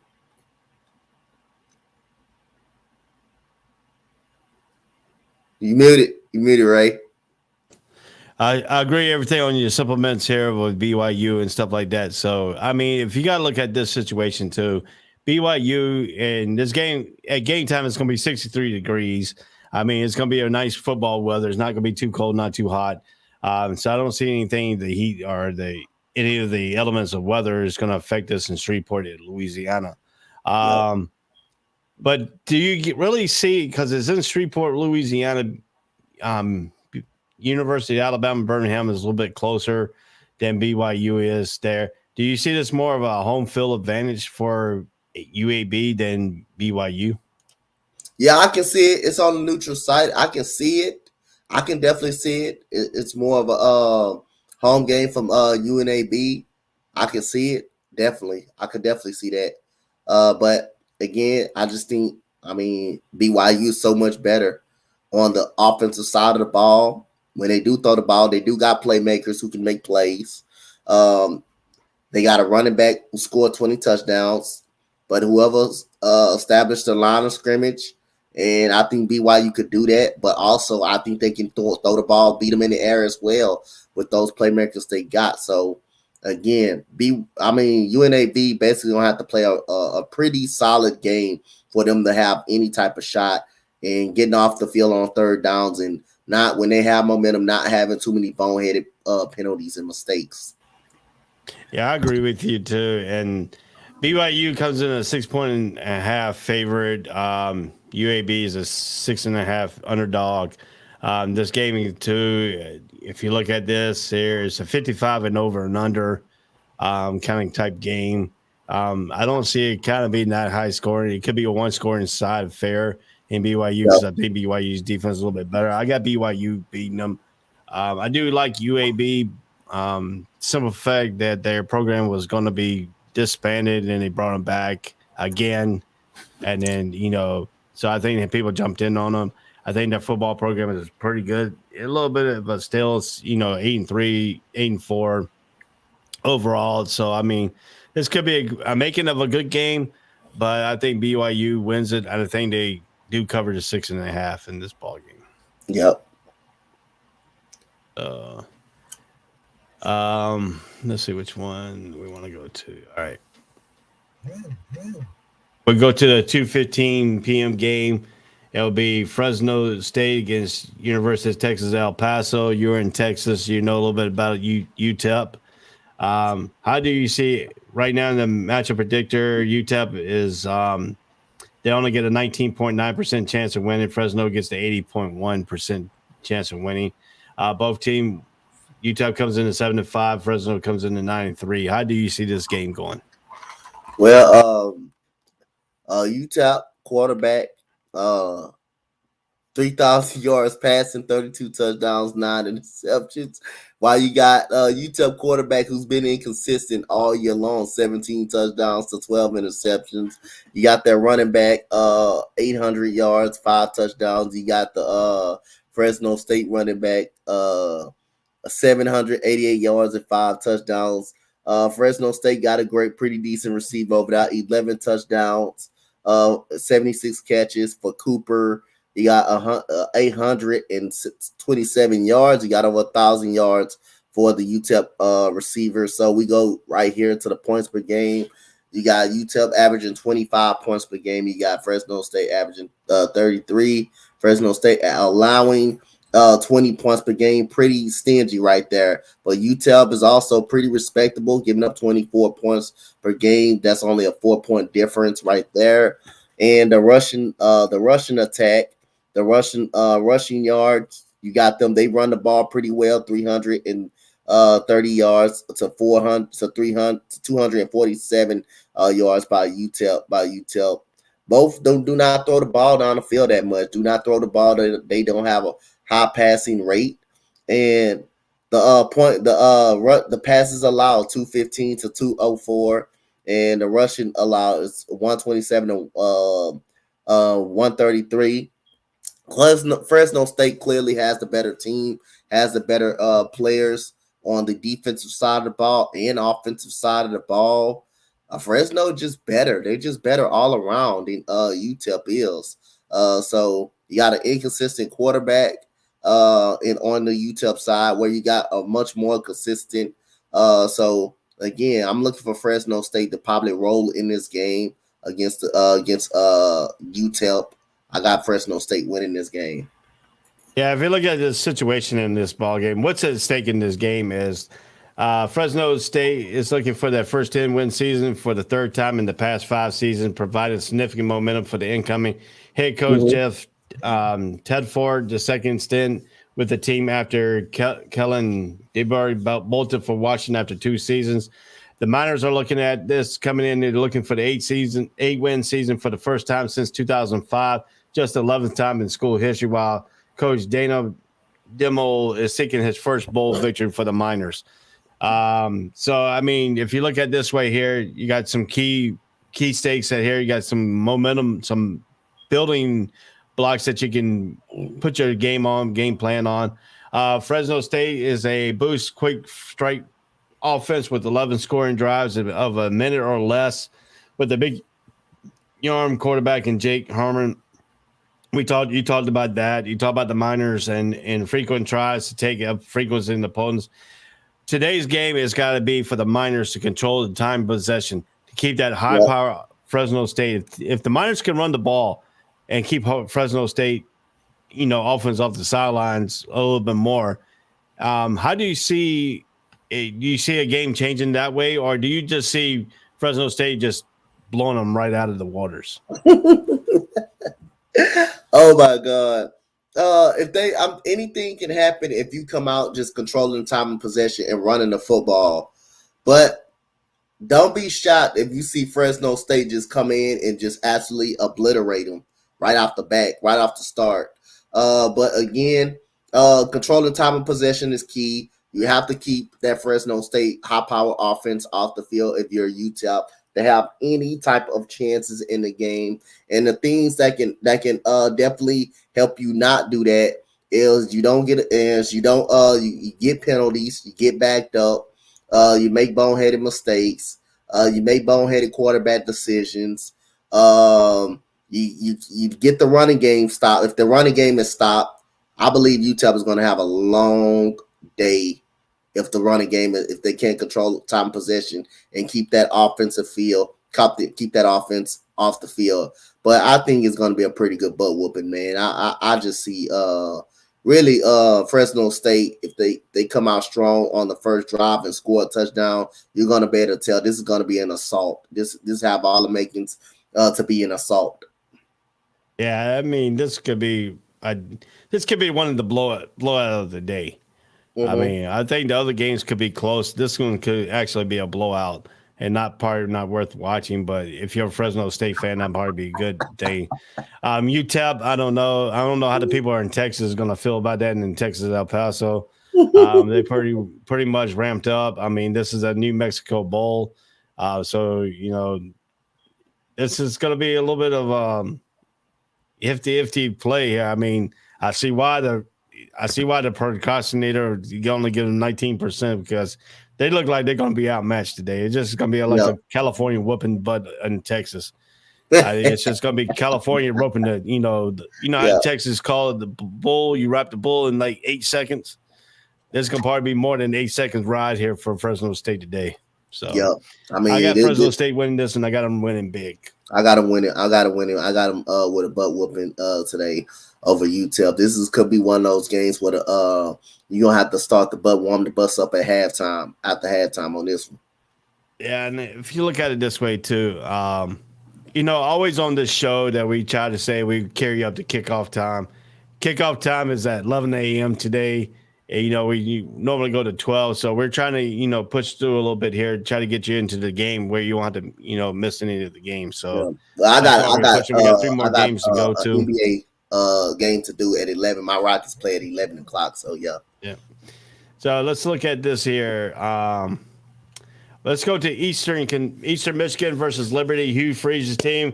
Right. The matchup predictor gives Eastern Michigan 35.3% chance of winning to 64.7% for Liberty. How do you look at this ball game going?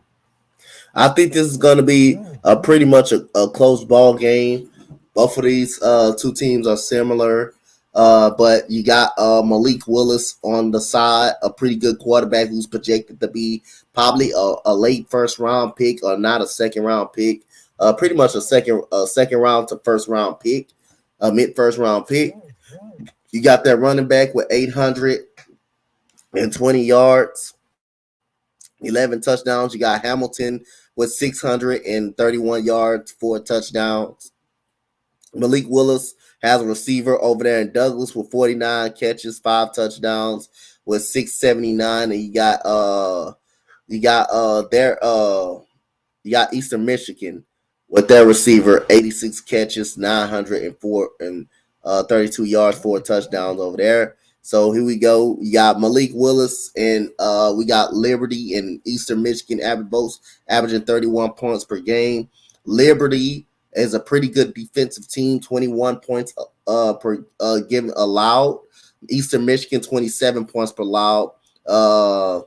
You got the Russian attack. The Russian attack is 176 to 118. So I'm taking Liberty in this game. I'm taking Liberty in this game in a close fight over Eastern Michigan. Malik Willis, I think he's a pretty solid quarterback. I think they can control time of possession, and he's going to make a difference. He's going to make a difference in that run game as well. He's going to make a difference in that run game as well, due to him kind of being a good running quarterback. And you're going to see a lot of the run game. But Malik Willis has to make the right reads. He has to make the right throws to his receivers when they're open. I got Liberty winning this game. Yeah, I look at some of the stuff too, and I look at what you're talking about here, and the similarities and stuff like that. Eastern Michigan is a 9.5 underdog in this ball game. Liberty is the favorite to win by 9.5. 57.5 is the over if you're betting on this ball game. If you look at it this way here, both teams are similar scoring. Liberty scores 31.8 per game and 31.0 for Eastern Michigan. But both teams are giving up, 27.8, one for Eastern Michigan, 21.7 for Liberty. Hugh Freeze is a better coach, a better preparation to getting his team ready. Yep. I think Liberty has been coming up and running under Hugh Freeze in the last 3 or 4 years. But Liberty has come. If you look at the last 3 games here for Liberty lost to number 16 Mississippi Ole Miss 27-14. They lost to University of Louisiana 42-14, and they lost to Army 31-16. So Liberty's coming in on a 3-game losing streak. Yep.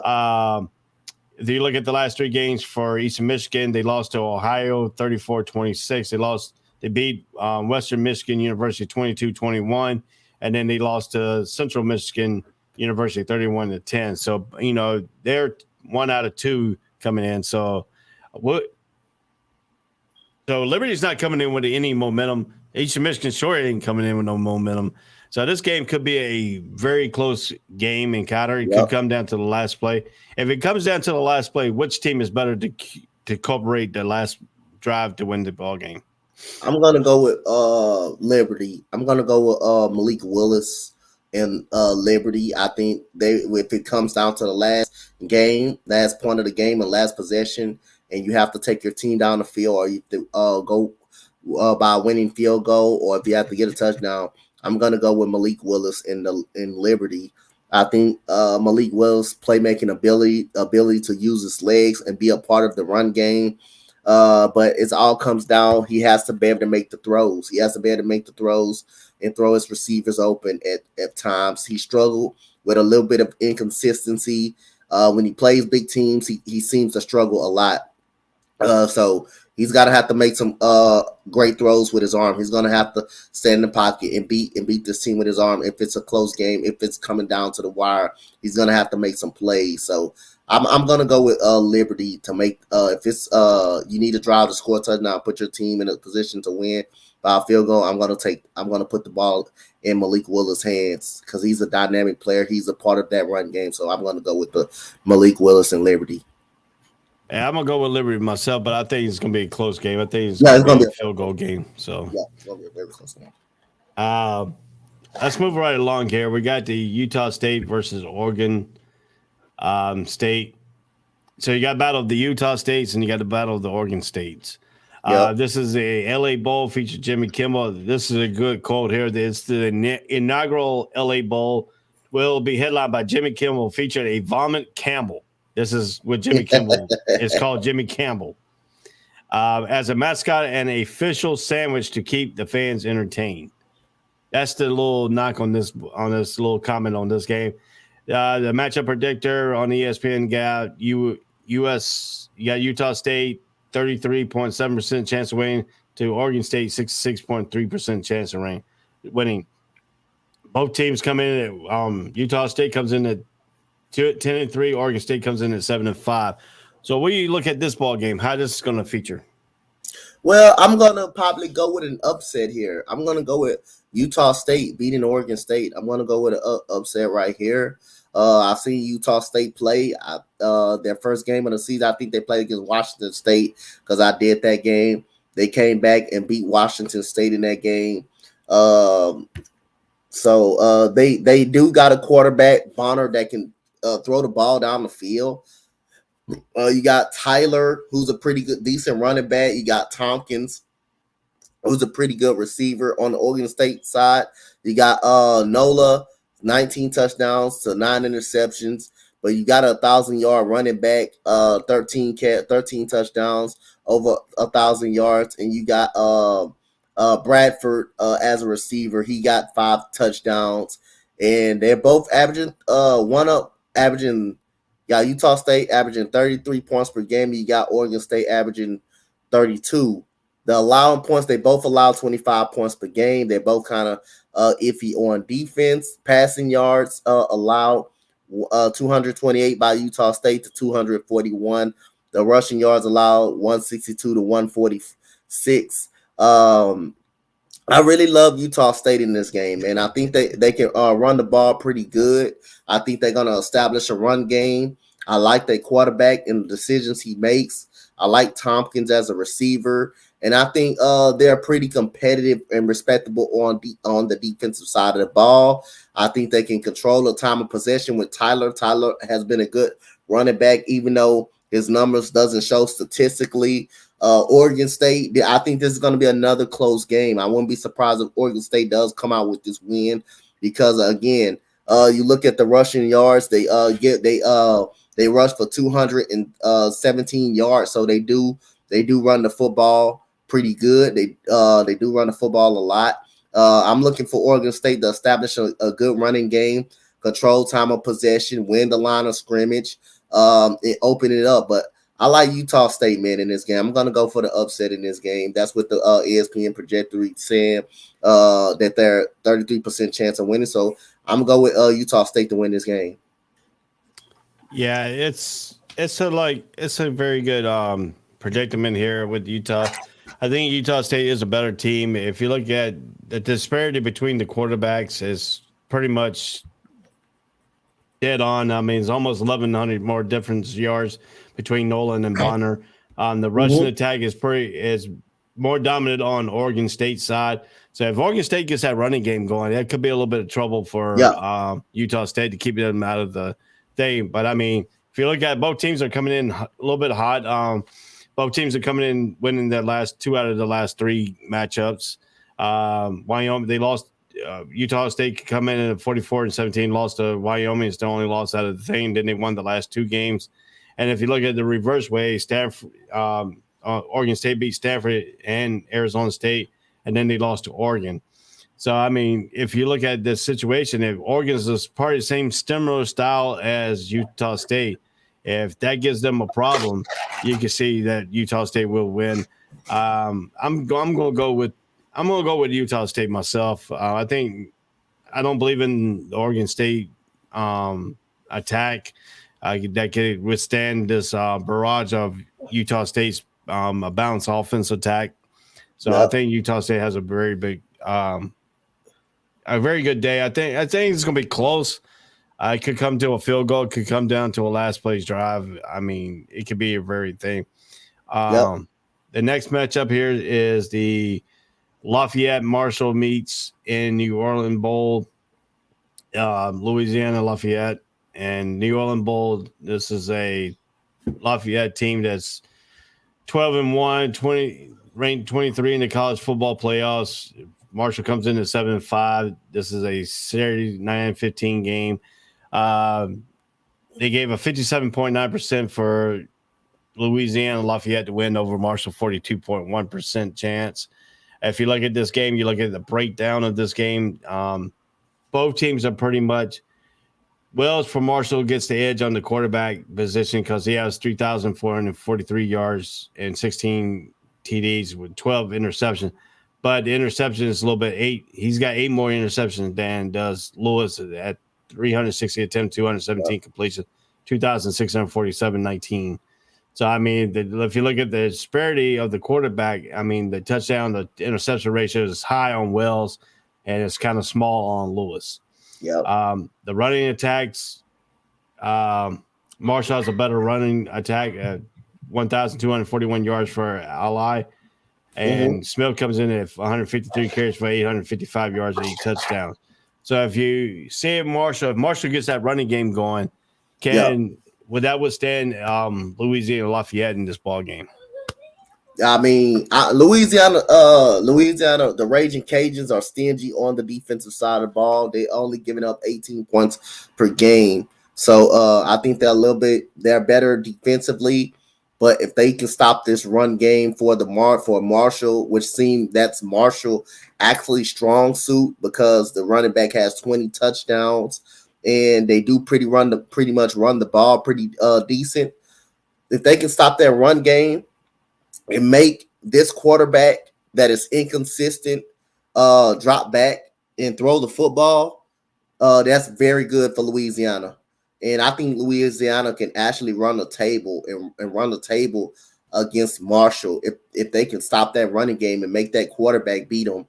And I like the Raging Cajuns offense. I like their offense. I think they can establish a good running game. I think they can pick apart this Marshall's defense. I got their Marshall is giving up 22 points per game. They're very solid on the defensive side, but I can see Louisiana Raging Cajuns stopping that running back, the running game. I can definitely see them stopping the running game. I got the Raging Cajuns. I think it's going to be a 10-point game. I wouldn't be surprised if this be another game that's a blowout because, again, you want to make this Marshall quarterback drop back and have to beat you with the pass. You don't want them to have to run the football to open it up more so he can become as a game manager and not make the mistakes. So, again, I got the Raging Cajuns in this game. If they stop this running game, this is going to turn into a pretty good spanking right here. I think the Raging Cajuns are better defensive-wise. I think they're better all around. But they have to stop this Marshall running game because Marshall is definitely going to look to establish a run game early and control time and possession to keep that offense off the field. Yeah, I mean, if you look at that situation too, the running attack, the passing attack, the receiving, their leading receiver for Lafayette, Louisiana Lafayette is LeBlanc with 37 receptions, 417 yards.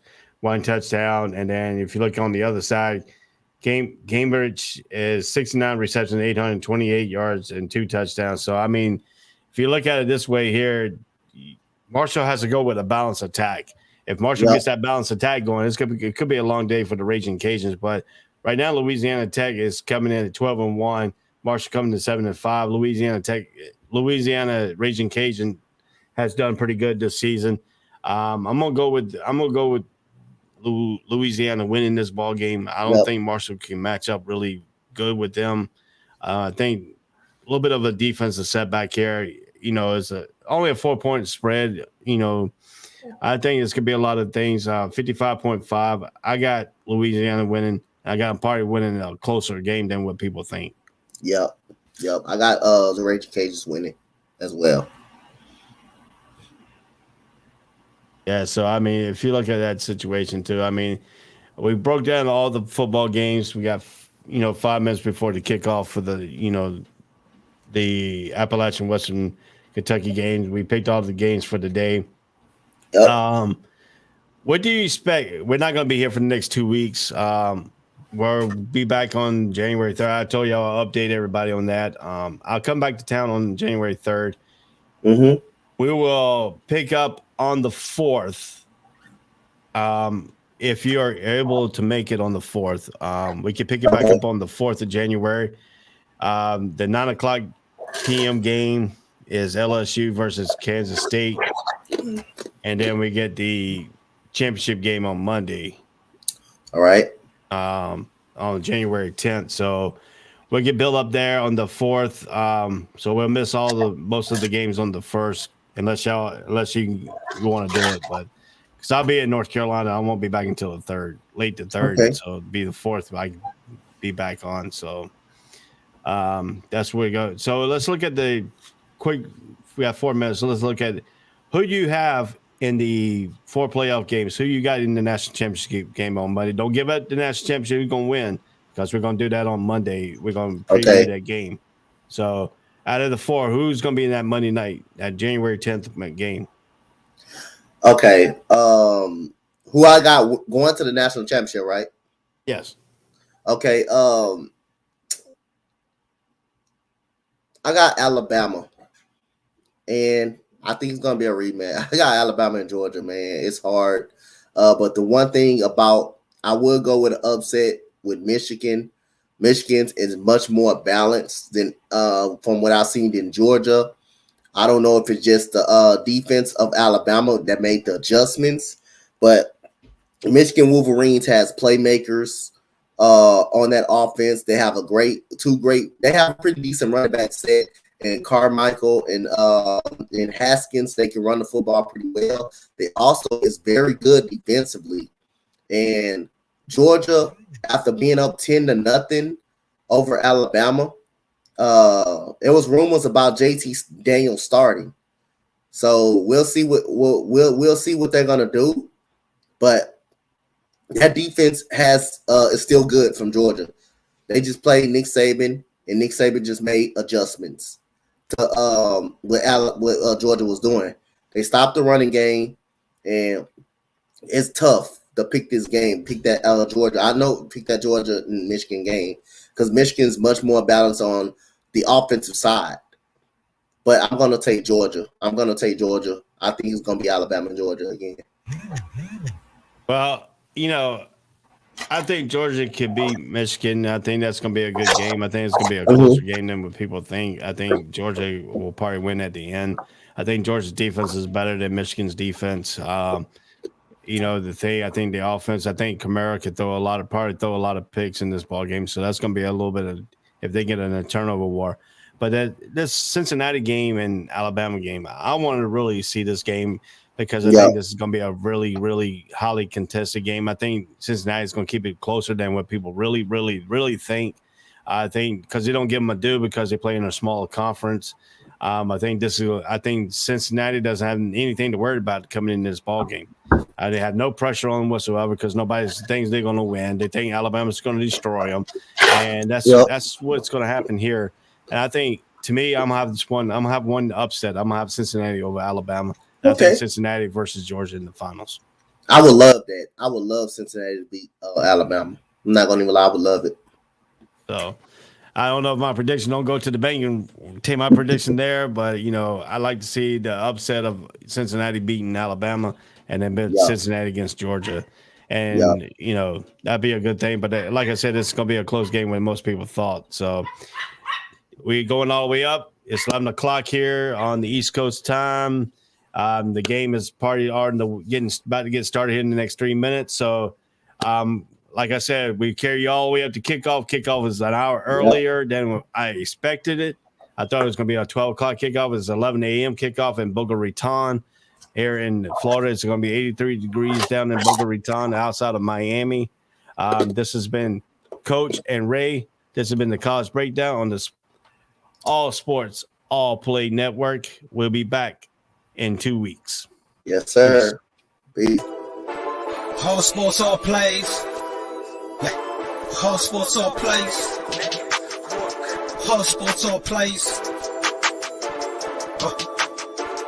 365, we making up plays. You talking the game, get you through the days. We're high in the court, the dime in the lane. Variety topics, living the same. All presentation, sports information. Hitting the airways, taking the nation. All sport, all plays, like working your faces. Grace at the field, so tie the laces. All sports, all plays.